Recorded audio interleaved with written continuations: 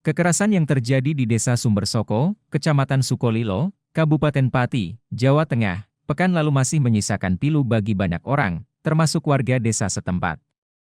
Burhanis, bos rental yang berikhtiar mencari mobil miliknya yang hilang, justru tewas dikeroyok warga Sumbersoko karena dikira maling.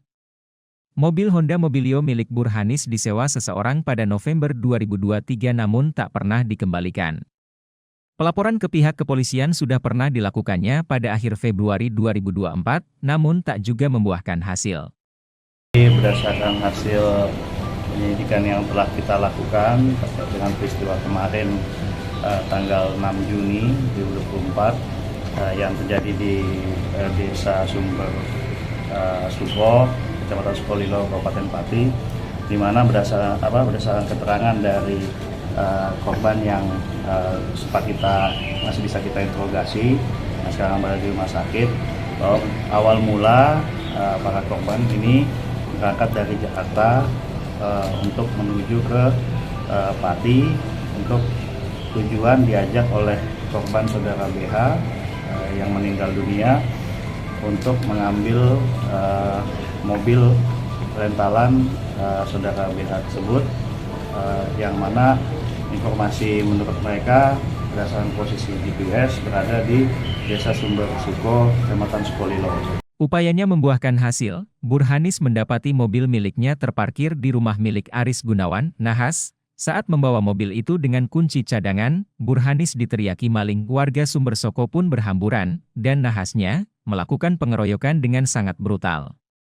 Burhanis tewas, sementara 3 rekan yang menemaninya mengalami luka sangat parah karena diinjak, ditendang, dipukuli oleh puluhan warga. Aris Gunawan, pria yang membawa mobil Burhanis awalnya berkilah dan mengaku menyewa mobil korban dari temannya. Ia pun mengaku tak ada di lokasi dan sedang bekerja hingga tahu insiden nahas tersebut dari sang istri. Aris Gunawan mengaku mobil terparkir di depan rumah dan kuncinya ia simpan di dalam kamar. Upayanya menutupi aksinya terbongkar kepolisian.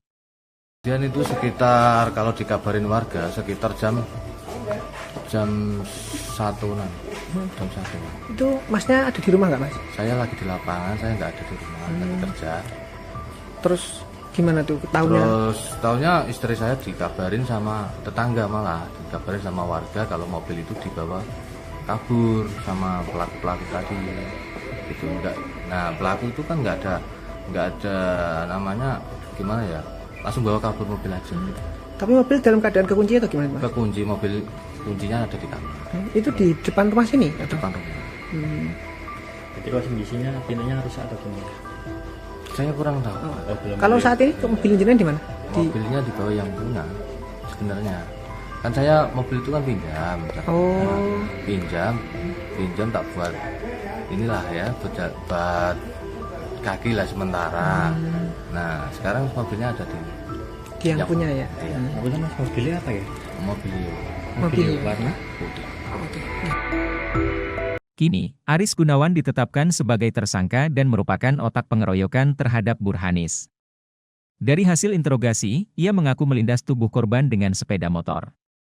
Buntut panjang kasus pengeroyokan tersebut, polisi kini menangkap total 10 tersangka.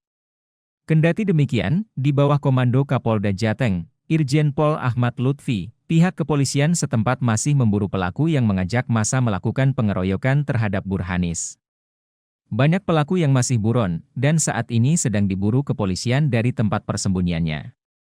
Sekali dayung, 2 pulau terlampaui.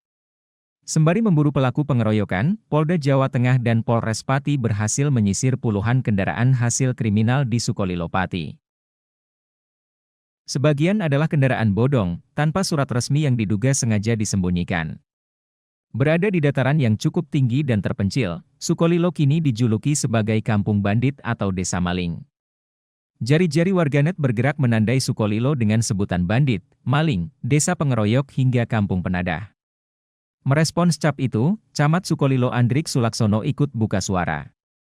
Dengan keras, ia membantah cap kampung bandit yang disematkan untuk Sukolilo.